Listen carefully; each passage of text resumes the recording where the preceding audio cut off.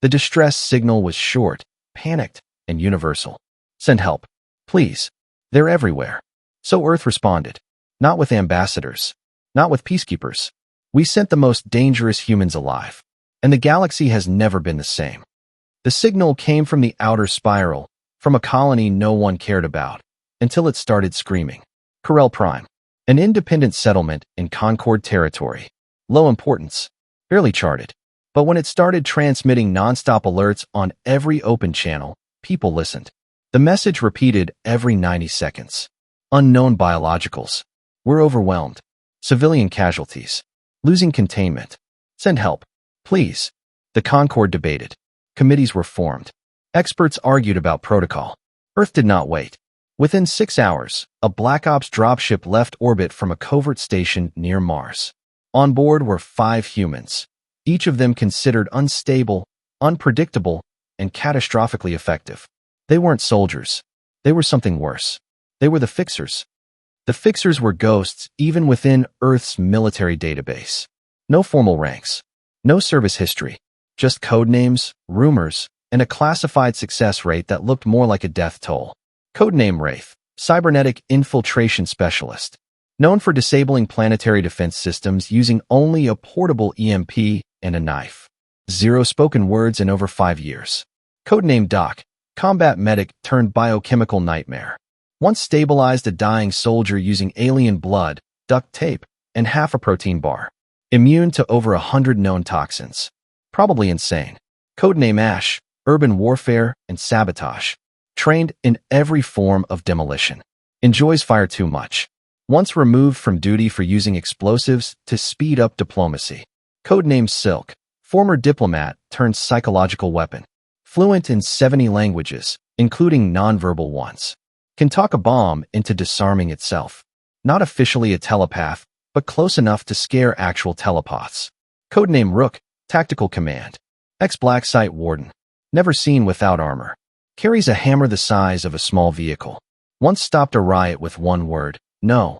Together, they were humanity's final answer to an impossible question. And now they were heading to Corel Prime. The Concorde issued a formal protest within minutes of launch. Too late. By the time the protest reached Earth's upper council, the Fixers were already piercing the cloud layer above Corel Prime. Dropship burning through the atmosphere like an angry god's fist. No response from the colony. No life signs beyond massive biological activity. Sensors couldn't even tell where the structures ended and the creatures began.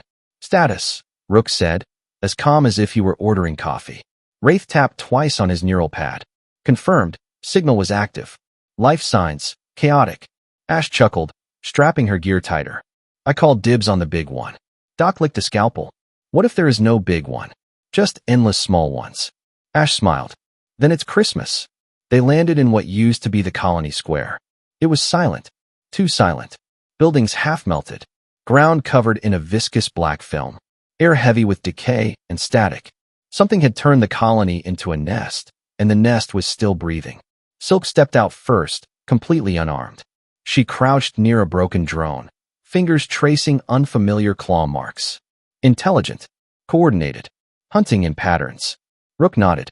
Containment Protocol 7. Doc's eyes lit up. Oh, I love 7. They split into teams. Ash and Doc headed to the reactor core. Wraith and Silk went to re-establish communications. Rook stood alone in the center of the plaza, hammer across his back, scanning everything. By the time the sun dipped below the skyline, the creatures had begun testing the edges. Chitinous limbs. Too many eyes. Too fast. Too quiet. The Fixers didn't flinch. Ash detonated a trip mine that vaporized 3 of them mid-leap. Doc injected himself with something glowing and began moving faster than human eyes could track. Wraith simply disappeared, and when a beast stumbled into the square, it fell apart in silence. Silk stood in front of one, whispered a word in a dead dialect, and it turned and fled. Rook never moved.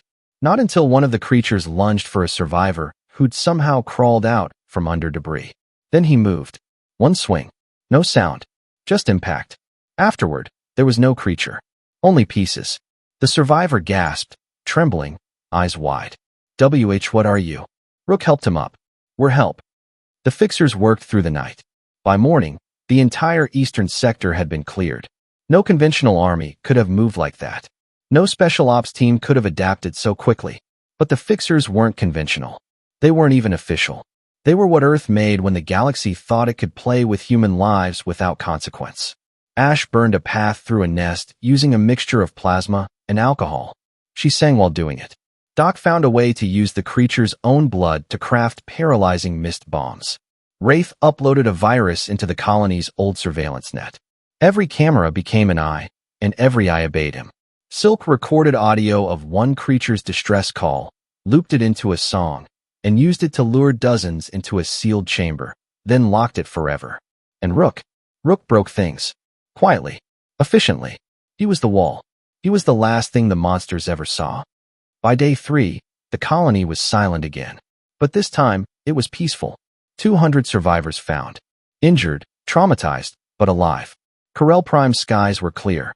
The creatures were gone. Wraith confirmed it. Signal neutralized, he typed into his neural pad.